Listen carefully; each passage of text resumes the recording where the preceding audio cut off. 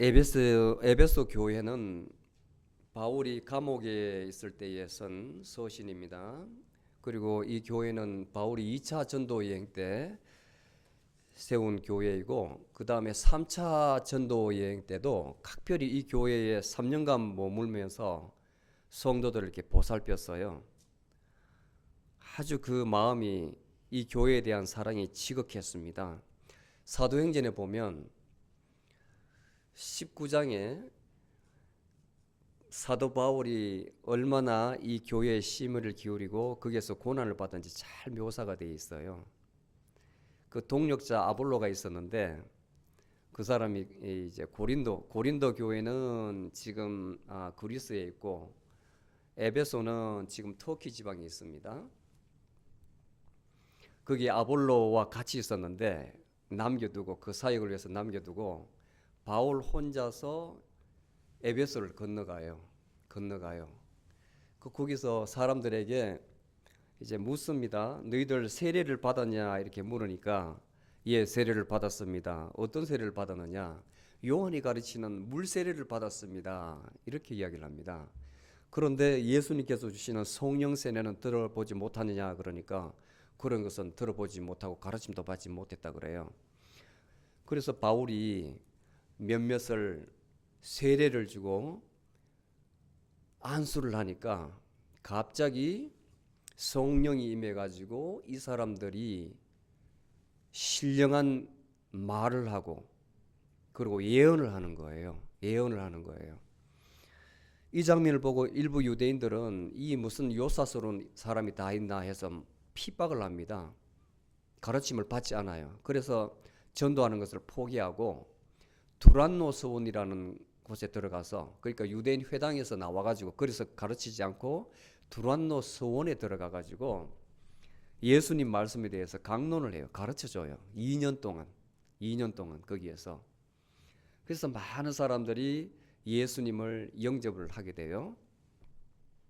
거기 계시는 동안에 저작거리에 이렇게 나가서 사람을 전도하러 이제 쭉 다니시면, 강론도 하고 밖에 나가시면 예수님을 믿는 사람들이 바울을 보고 바울의 옷, 그리고 이 사람이 들은 손수건, 가지고 있는 손수건을 만져도 몸이 다 낫는 거예요. 몸이 기적이 일어나는 거예요. 이 사람들이 막 따를 거 아닙니까? 그 당시에 제사장이었던 스게와라는 사람이 있는데, 이 사람 아들도 돈을 벌기 위해서 흉내를 내는 거예요. 자기도 바울을 따라가지고 예수 그리스도 이름으로 명하노니 귀신은 물러갈지어다 하면서 흉내를 막 내는 거예요. 근데 아무 반응이 없는 거라. 그 사람들이 붙어가지고, 내가 예수도 알고 바울도 알겠는데 너는 누구냐 하면서 사람들이 몰려가가지고 막 이렇게 혼을 내요. 그리고 많은 사람들이 예수님을 영접하고, 자기가 그동안 요술을 불리던 책자들, 후학들을 양성시키려고 하는 책자들을 다 모아가지고 불을 살렸다고 하는데, 그 값어치가 5만 양 정도, 엄청난 양이죠. 그 당시 에베소가 얼마나 타락한 도시였는가 알 수가 있어요. 왜냐하면 지중해 그 바닷가에 에게에 있었기 때문에 상업이 발달해가지고 그 당시에 인구가 약 25만 명 되었다니까, 지금으로 비유하면, 누군가 통계를 냈는데 서울 인구보다 훨씬 많다, 이렇게 굉장히 화려하고 번성한 도시였는데, 그의 반면에 우상 숭배가 아주 넘쳤던 그런 곳이에요. 그런 곳에서 이 사람들이 사수를 부리는데, 이제 예수 그리스도를 알고 나서 이것이 잘못되었구나, 참신이 아니구나 해서 자기가 가지고 있는 책들을 다 불살랐던 것이에요. 그리고 또 어떤 일이 났냐면, 아테네 신상, 그러니까 신상을 만들어 가지고 파는 사람이 있었는데, 하나의 로마에서 발전한 에베소 교회 그 일대에서 믿는 신이었어요. 아데미 신이라고. 그 신상을 가지고 있으면 풍요로 다산을 한다. 그 다음 재물이 많이 들어온다 해서 어느 가정이나 가지고 있었는데, 이걸 만드는 사람이 있었어요. 그런데 바울이 그런 것은 전부 다 헛된 신이다 이야기하니까 장사가 안 되잖아요. 장사가. 그러니까 이상한 사람이 와가지고 우리의 기업을 방해한다, 사업을 방해한다 해가지고 사람들을 막 소동을 일으켜가지고 바울을 죽이려고 하는 사건이 일어난 곳이 바로 에베소입니다. 에베소. 이런 와중에 믿는 사람이 있은 거예요. 이런 와중에 2차 전도 여행 때 개척한 그 교회가 아직까지 세상에 휘둘리지 않고 건실하게 믿음을 이어나가고 있는 거예요. 그래서 너무나 그것이 감사하고 고맙고 해서 바울이 편지를 쓴 거예요. 감옥소에서 에베소 교인들한테. 그래서 오늘 본문 시작에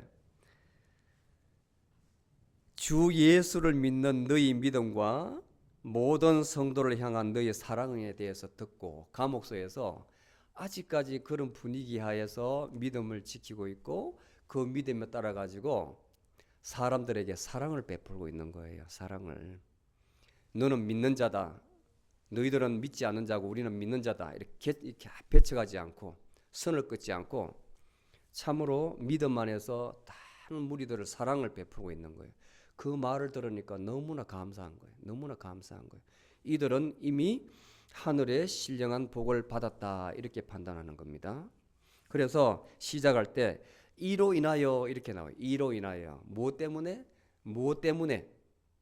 그게 바로 앞에 언급된 내용인데, 믿음으로 말미암아 그리스도 예수 안에 있는 너희에게 이러한 신령한 복을 주었다고 말을 한 거예요. 그 신령한 복이 뭐냐? 첫 번째가 택했다는 거예요. 택했다는 거. 너희들을 하나님의 자녀로 택했다는 거예요. 너희들이 부모의 몸속에서 나오기 전에, 너희들이 하나님이라는 말을 듣기 전에 이미 나는 너희들을 택했다는 겁니다. 그게 신령한 복이에요. 신령한 복. 여러분들이 이 자리에 앉아 있는 것, 이게 축복이에요. 축복. 하나님께서 이미 여러분들에게 그 마음에 하나님에 대해서 알만한 믿음을 주시고, 아직 확실한 믿음은 없지만 그래도 혹시나 그분을 알게 하는 마음을 주셨기 때문에 오신 거예요. 이게 바로 신령한 축복입니다. 복 중에 신령한 복. 신령하다는 것은 하늘에서 주신 복이라는 거예요.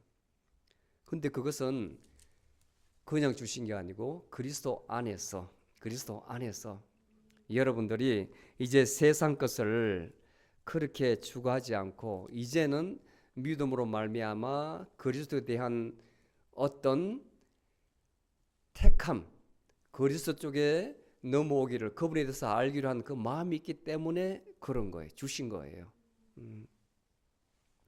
그 다음에 두 번째는 죄사함입니다. 죄사함. 죄사함도 하늘에서 주시는 신령한 복이라는 거예요. 죄사함도. 자, 이 죄사함은 너무나 큰 주제이기 때문에 이 시간에서 다 다루지는 않겠습니다. 죄사함이라는 것은 세상에서 판사가 선고해가지고 너는 죄를 지었기 때문에 sentence to death, 사형이다, 또는 몇 년이다가 너는 무죄다, 이 개념이 아닙니다. 이 죄사함은, 죄사함이라는 것은 그리스도의 밖에 있는 여러분들은 항상 무언가 구속되어 있어요. 무언가 이렇게 구속되어 있어요. 무언가 말할 수 없는 것에 구속이 되어 있다고. 근데 거기서 예수 그리스도 안으로 돌아옴으로써 여러분들에게 마음의 해방감, 자유함을 주는 것이 바로 죄사함이에요. 그 구속에서 노임을 받는 그 자유함이 바로 죄사함이에요. 죄사함.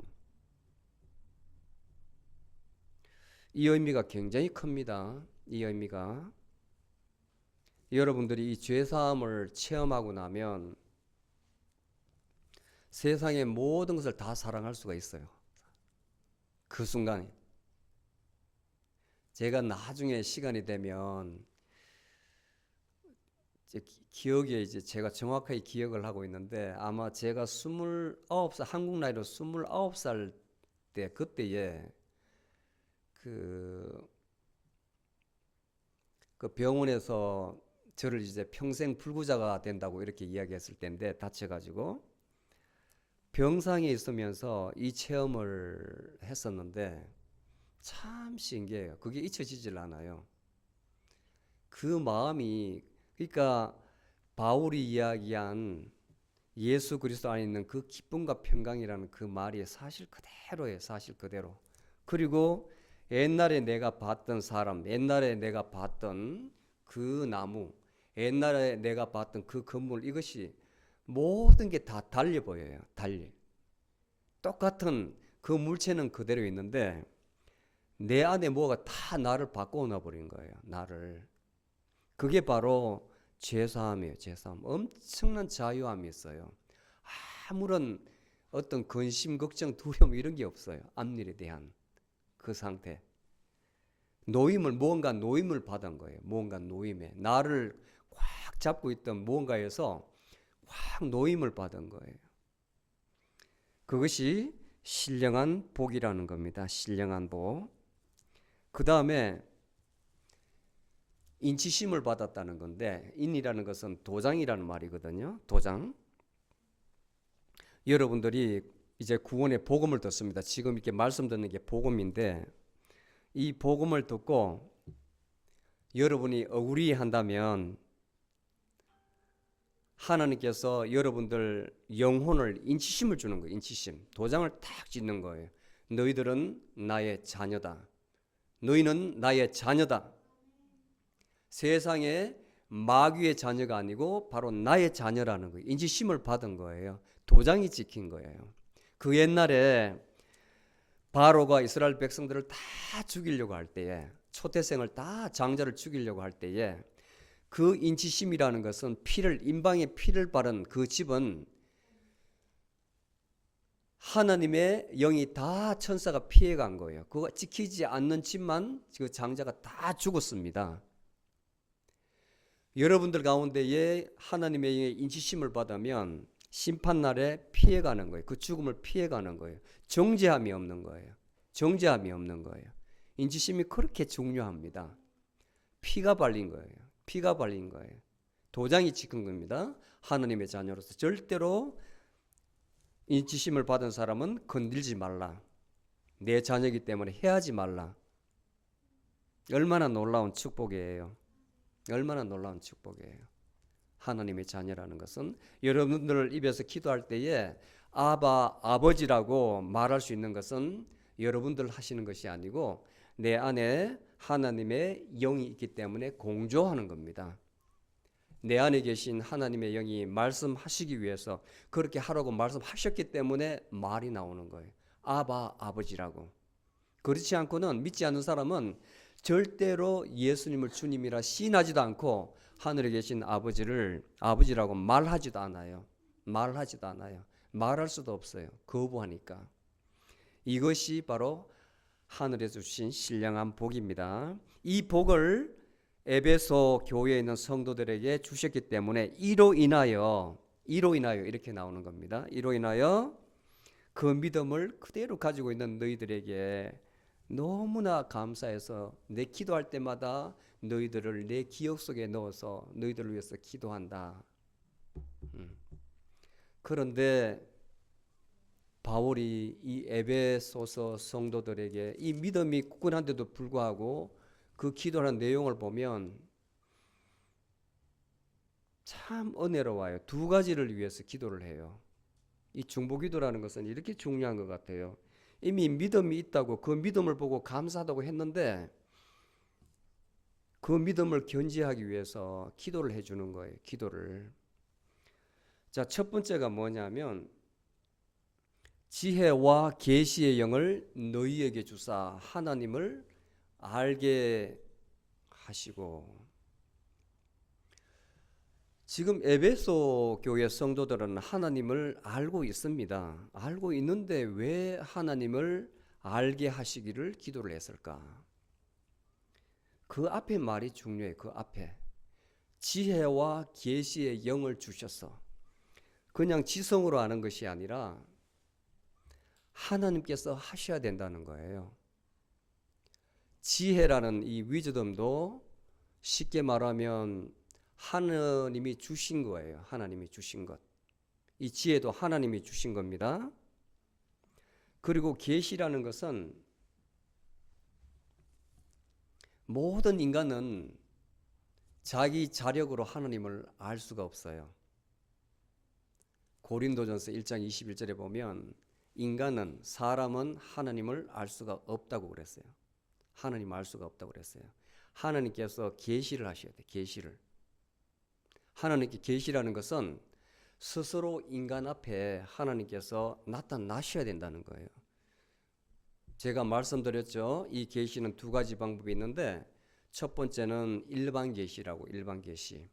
로마서 1장 20절에 보면 이 자연 만물에 하나님께서 다 나타나셨는데 인간들은 하나님을 없다고 변명할 수, 핑계할 수 없다고 그래요. 만물 위에 하나님께서 다 지으셨고 그분이 다 나타나 있다 그랬어요. 하나님의 피조물은 하나님의 계심을 부인할 수 없다고 그래요. 핑계댈 수가 없다고 그랬습니다. 만물. 이 자연을 보면 하나님이 계시다는 게 나타나 있다는 거예요. 여러분들이 여행하실 때에 정말 멋진 데 가보세요. 정말 아름다운, 사람으로서는 그렇게 만들 수 없는 그 장면을 보면 말이 팍 막히잖아요. 말문이 다 막히잖아요. 인간의 언어로서 더 이상 표현할 수 없는 그런 단계의 아름다움을 보면, 마닥거리면 하나님을 인정 안 할 수가 없는 거예요. 그게 다들 오 마이 뭐라고 이야기하잖아요. 예? 오 마이 뭐라고. 근데 요즘은 나쁜 말에도 막 그렇게 쓰는데 국소도도 오 마이 갓이라고 그러고 뭐 자동차 사고 나도 오 마이 갓이라고 그러는데 그때는 오 마이 굿니스로 해야 돼요. 믿는 사람들은 좋은 거 볼 때는 오 마이 갓, OMG라고 요즘 애들 그러더라고. 그냥 내 마음에서 믿는 사람이든 믿지 않는 사람이가 그냥 나오는 거예요. 그 다음에 두 번째 특별계시다. 특별계시. Special Revelation. 성경입니다. 하나님 말씀. 여기에 하나님께서 자신을 다 드러내셨어요. 하나님께서 직접 인간의 몸을 입고 오셨잖아요. 그리고 말씀해 주셨잖아요. 예수님께서 계속 나는 I am a good shepherd. 나는 선한 목자다. 나는 부활이요 생명이다. 나는 길이요 진리요 생명이다. 계속 나는 예수님께서 당신께서 하나님이심을 계속 나타내시는 거예요. 나는 하늘로부터 내려온 빵이다. I am 분명하게 말씀해 주셔요. 나를 드러내시는 것. 나는 하나님의 보내심을 받은 자다. 내가 하는 것은 내 스스로 하는 것이 아니라 하늘의 하나님의 뜻에 받들어 그 뜻에 따라 내가 말과 행동을 한다.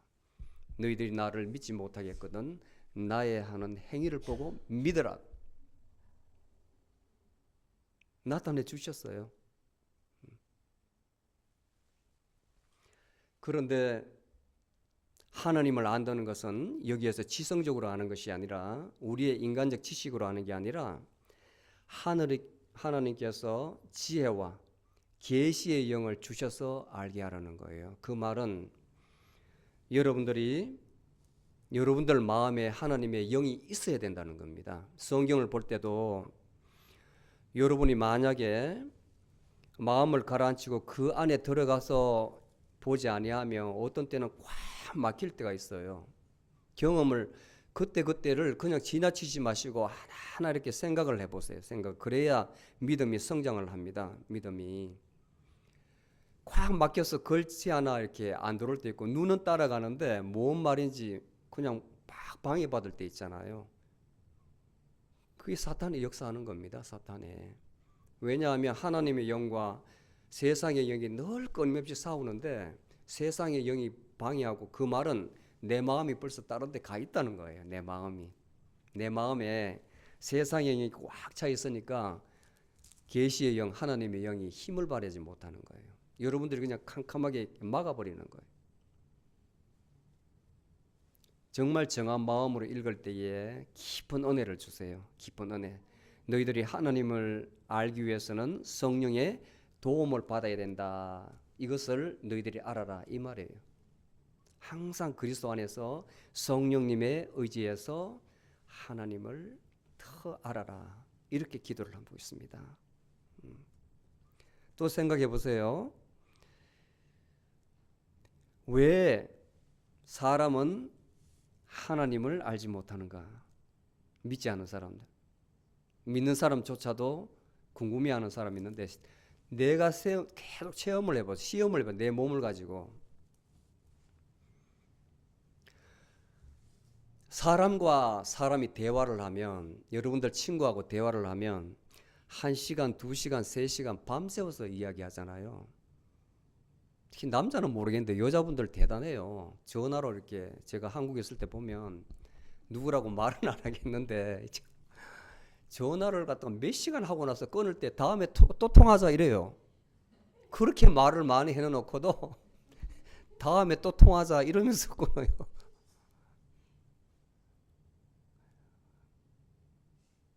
그런데 여러분들이 혼자서 하나님과 기도를 해보세요. 기도. 1시간 하기 힘들잖아요. 10분 하기 힘들고 1시간 하기 힘들고 그렇게 밤새도록 기도하기 힘들잖아요. 이게 증거하는 거예요. 증거하는 거예요. 세상으로 나갈 때는 참 편한데 하나님의 영이 없기 때문에 대화하는 게 그렇게 힘든 거예요. 길게 대화하는 게 힘든 거예요. 기도는 대화거든요. 그게 증거입니다. 증거. 그 마음에 하나님의 영이 힘을 발휘하지 못하고 있다는 증거입니다. 그런데 어떤 사람은 기도를 하면 꼭 빠져가지고 사람과 일반적으로 대화하는 것은 싫어하고 기도하는 시간을 좋아하는 사람이 있어요. 왜냐하면 감추어진 하나님의 지혜를 사모하거든요. 하나님의 지혜를 사모하거든. 세상과 이야기하면 항상 그 뒤에 뒤탈이 있어요. 본인도 마음에 깨름칙함이 있습니다. 그런데 기도하고 나면 여러분들 마음의 상태가 어떤 줄 체험해서 아시잖아요. 기도하고 나면, 깊게 기도하고 나면 얼마나 마음이 내 스스로 거룩함을 느끼고 내 스스로 그 안에 엄청난 포만감이 있고 기쁨이 넘칩니까? 하나님을 아는 것은 바로 영적으로만 알 수가 있다는 거예요. 영적으로만 알 수 있다는 거예요. 아멘. 그래서 바울이 에베소 교인들에게 하나님을 알게 하시되 지혜와 계시의 영을 저희들에게 주기를 기도하는 겁니다. 자, 두 번째는 깨닫는 눈을 밝히도록 기도해 주겠습니다. 깨닫는 눈. 자, 앞에 하나님을 알게 하시는데 지혜와 계시의 영을 주는 것하고 깨닫는 눈을 밝혀달라고 하는 기도하고 어떻게 다르느냐. 이 두 번째 깨닫는 눈은 우리 마음의 눈인데 우리의 지성을 이야기해요. 지성, intellectual power, 통찰력.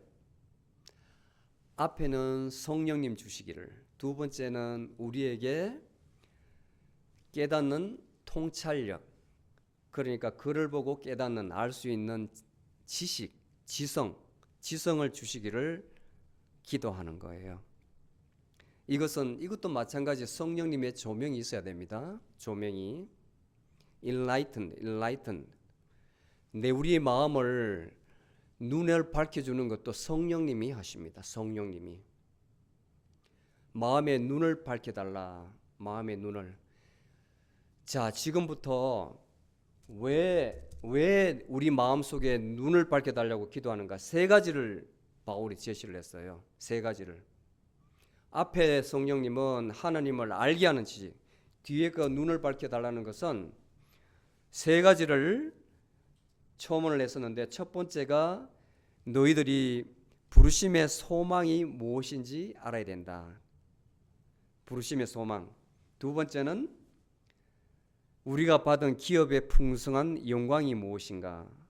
그 다음에 세 번째는 하나님의 능력에 대해서. 자, 이 세 가지를 알려면 우리의 지성의 능력이 있어야 된다는 거예요. 지성의 능력.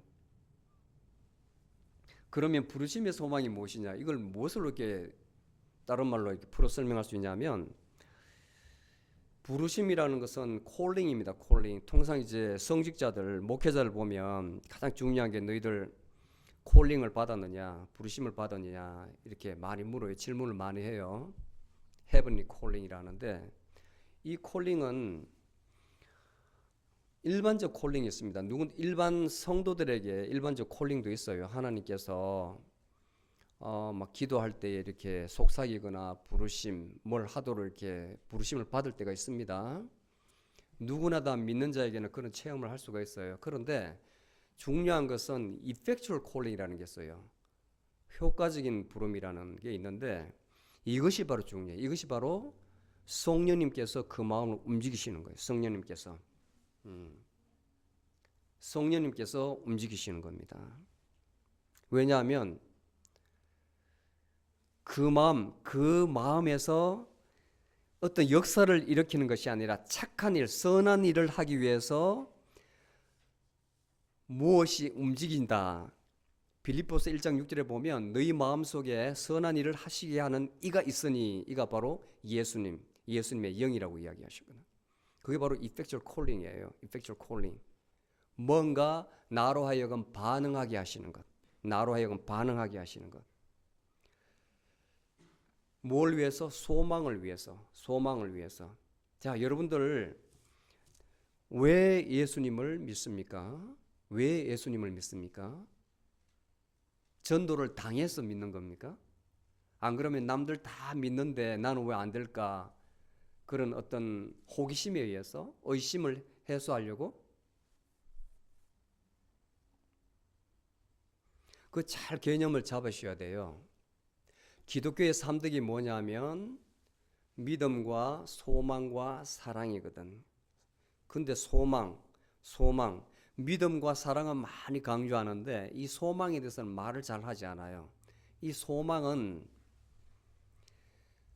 쉽게 말하면 우리 영혼이 움직이지 않고 딱 서게 하는 앵커 탓이에요. 소망이라는 것은 미래에 대한 앞으로 일어나지 않을 일에 대해서 기대를 하는 것인데 왜 우리의 소망을 누군가가 가로막느냐 하면 자기 때문에 그래요. 자기 때문에. 소망의 가장 큰 적은 현실입니다. 현재의 어떤 문제입니다. 현재에 있는 발등에 불을 먼저 끄기 위해서 이런 문제가 가로막혀 있기 때문에 이 걱정과 근심이 탁 가로막고 있기 때문에 소망이 없는 거예요. 소망으로. 이 불을 먼저 꺼야 되기 때문에. 근데 우리 믿는 자에게는 현재 일보다는 장래 일을 잡는 것이 아주 중요하다. 그 소망을 가지기 위해서는 근원적으로 무엇이 있어야 되느냐? 믿음이 있어야 됩니다. 믿음과 소망은 딱 붙어서 같이 가는 것이지 별개에서 갈 수가 없는 거예요. 현재 내가 아무리 어려움을 겪고 있더라도 소망이 있는 것은 믿음이 있기 때문에 그래요. 장차 예수님께서 나를 도와주시고 함께 동행하시고 해결해 주실 것이라는 그 믿음이 있기 때문에 소망이 있는 거예요. 소망 단독적으로 혼자 가는 것이 아닙니다. 아멘. 이것을 가르쳐 주는 거예요. 너희들이 이제 성도라고 부르심을 받았는데 그 소망이 얼마나 큰 줄 아느냐. 그 기저에는 너희들 믿음이 있다. 자, 이 소망을 근거로 그 다음에 뭐가 있냐면 기업의 풍성한 영광. 기업이라는 것은 쉽게 말하면 소유입니다. possession. 여기는 두 가지가 있는데 이 땅에 기업이 있고 천상의 기업이 있어요. 이 땅에서 받는 기업이 있고 하늘의 기업이 있습니다. 하늘의 기업. 근데 성경에 보면 이 기업에 대해서 참 많은 이야기가 나와요. 많은 이야기가 출애굽기부터 많은 이야기가 나옵니다. 주로 이제 땅에 가는 이야기, 이 땅에 있는 것은 땅의 기업을 이야기를 해요. 그 아브라함과 그 조카 롯도 마찬가지. 그 땅을 기업으로 이제 나눔을 할 때에 그 주신 그것도 성경에서는 기업이라고 봐요. 기업으로 주셨으니 기업이라고 봐요. 그 다음에 또 하나는 이제 하늘에 속한 것인데 이 기업은 언어로서 설명할 수가 없어요. 언어로서. 하늘에 속한 것은 여러분들이 받을 그 신령한 기업은, 그 풍성한 기업은 말로서 표현할 수가 없어요. 근데 성경에는 그냥 예수님과 나중에 왕노릇할 것이다, 그렇게만 표현이 돼 있지 그 양이 얼마나 많은 건지 몰라요. 그냥 여기 성경에서는 풍성하다고 이렇게만 표현했습니다. 그것을 그 깊이와 높이와 넓이를 알 수가 있기 때문에 그냥 이렇게 표현한 거예요. 이 땅에 있는 여러분들 소유보다 우리가 앞으로 나중에 받을 그 기업이 엄청 많다는 거예요. 엄청 많다는 거예요. 그게 바로 소망입니다. 소망. 우리가 이건 죽어봐야 알 수가 있잖아요. 죽어봐야. 근데 죽어봐서 이 땅에 온 사람이 어디 있습니까? 예수님 외에는. 그러니까 믿음이 기본이라는 거예요. 믿음이 기본. 여러분들 죽어보고 죽어서 하늘에 갔다 오고 다시 오고 싶습니까? 그러기에는 너무 좋은 것을 예수님께서 해답을 가르쳐 주셨잖아요. 가르쳐 주셨잖아요. 로마서 8장 18절에 보면 현재 여러분들이 겪고 있는 이 어려움은 장차 우리가 받을 그 기업, 그 영광의 부요함에 비교할 수가 없다고 그랬어요. 비교할 수 없다고 그랬어요. 그게 바로 우리의 소망 아니겠습니까? 이 소망이 없다면 그냥 여기서 잘 살려고 와동바동 노력해야 되는 거죠. 이 땅에서. 나중에 큰 상급이 있기 때문에 지금 우리가 받고 있는 이 어려움은 아무것도 아니다. 비교할 수가 없다는 거예요. 비교할 수 없다는 거예요. 그리고 우리가 받은 이 영광의 기업은 누구도 예수 그리스도 안에 있는 사람에게서 빼앗을 수 없다는 겁니다. 누구도. 자, 그 다음에 마지막으로 하나님의 풍성 능력, 하나님의 그 풍성한 기업 다음으로 이제 우리가 알게 될 것은 하나님의 그 전지전능하신 능력, 그것이 얼마나 큰지, 얼마나 큰지. 그리고 뒤에 보면 19절에서 23절까지 보면 예를 설명해 주신 거예요. 예를. 너희들이 그렇게 이야기하면 하나님의 그 힘은 너무나 크다, 그것을 너희들이 깨닫는 마음을 가져라, 이것이 아니라 예를 들어 주십니다. 예를. 한마디로 죽은 자를 살리시는 능력. 죽은 자를, 너 죽을 몸도 살리시리라는 거예요. 자, 예수님께서 돌아가셨습니다. 그런데 기록에 의하면, 복음서에 의하면, 저는 보지 못했지만 복음서에 의하면 예수님께서 돌아가시고 3일 만에 부활하셨대요. 하나님의 능력이에요. 하나님의 능력이에요. 그리고 모든 앞으로 부활하실 자의 만물이 되신 거예요. 보여주신 거예요. 너희들도 믿으면 그렇게 부활한다는 겁니다. 하나님의 능력이라는 거예요. 이 하나님의 능력을 너희들이 알아야 된다. 그리고 그 예수님을 살리셔서 지금 하나님 우편에 앉아 계시고 이 우주의 모든 것을 통치하고 계신다는 거예요. 거기 보면 권세와 능력과 정사와 주권과 이 세상의 모든 것, 앞으로 올 모든 권력 위에 있게 하셨다. 그분 안에 있는 우리에게도 이와 같은 권세와 정사와 능력을 주신다는 거예요. 1000년 동안 계시록에 보면 예수님께서 이 재림하셨을 때에 1000년 동안 다스리시는데 그때에 우리 믿는 자는 다 부활해서 그분과 함께 왕노릇 한다고 그랬습니다. 그분과 함께 다스리신다고 그랬어요. 그래서 우리는 죽음도 넘어설 수가 있는 겁니다. 이 죽음이, 우리 육체적인 죽음이 아닌 거예요. 얼마나 큰 줄 아십니까? 여러분들 가까운 지인이 죽었잖아요. 그래서 교회에서 장례식을 합니다. 그것은 단지 육체입니다. 육체. 예수님께서 약속하시기를 우리의 영혼은 떠나서 그분과 함께 계시다가 오실 때에 우리의 육체는 부활체로도 있고 다시 살아나서 영혼과 만나서 정말 영혼의 석지할 몸으로 거듭난다 그랬어요. 고린도전서 15장. 데살로니가 4장 분명하게 묘사를 해놨습니다. 우리가 앞으로 어떻게 영광스러운 몸으로 다시 살 것을 정확하게 묘사해놨어요. 비록 흙으로 돌아가지만, 그래서 잠잔다고 표현했습니다. 잠잔다고. 우리의 원래 모습인 흙으로 돌아가지만 예수님께서 오실 때에 믿어서 잠자는 자, 믿지 않은 자는 아닙니다. 믿어서 잠자는 자는 홀연히 부활체로 신령한 몸으로 거듭나서 영광 만나서 새로운 몸으로 거듭난다. 그래서 새 땅과 새 나라에서 영원히 산다 그랬습니다. 그게 우리의 소망입니다. 우리의 소망이에요. 영원히 고통도 없고 눈물도 없고 슬픔도 없고, 거기에서는 어린 양과 사자가 함께 풀을 뜯고 어린아이가 독사굴에 손을 넣어도 해함을 받지 않고 그런 곳이라 했어요. 그런 곳에 산다는 거예요. 그 천국 소망을 여러분들 가슴에 품으시기 바랍니다. 능치 못하신 것이 없는 하나님이십니다. 이 말씀이 진리예요. 이것을 붙잡으라는 거예요. 바울이 이것을 놓치지 말려고 에베소 교인들에게 편지를 한 겁니다. 다시 요약합니다. 여러분들 하나님을 알기 위해서는 성령님을 사모해야 됩니다. 성령님을 초청해야 됩니다. 지혜와 계시의 영을 달라. 그리고 하나님의 말씀을 보십시오. 두 번째는 내 마음에, 이 어두워진 내 마음에 눈을 열어주셔서 나를 부르신 그 소망이 무엇인가? 나를 왜 불러주셨나?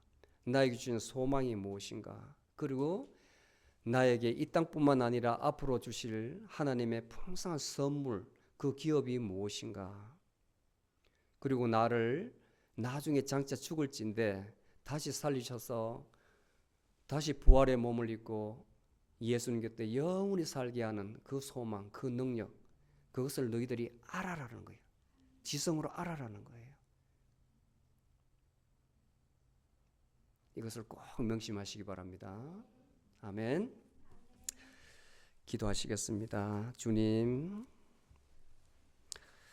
귀하신 말씀 감사합니다. 저희들에게도 사도 바울이 에베소 교인들에게 주신 그 권면을 받게 하여 주시옵소서. 저희들에게도 지혜와 계시의 영을 주시사 하나님을 알되 참으로 바르게 알게 하여 주시옵소서. 또한 우리 예수님께서 하나님의 보내신 자, 하나님의 아들이시며 우리들에게 상 주시는 자시며 우리를 위해서 대속하여 돌아가신 자라는 것을 믿게 하여 주시옵소서. 또한 우리의 마음의 눈을 밝혀 주셔서 우리를 불러주신 그 하나님의 우리에게 주신 소망이 무엇이며 또 우리에게 주실 상급이 무엇이며 죽은 자를 살리시는 하나님의 권능을 다 아는 우리가 되게 하여 주시옵소서. 예수님의 이름으로 기도드리옵나이다. 아멘.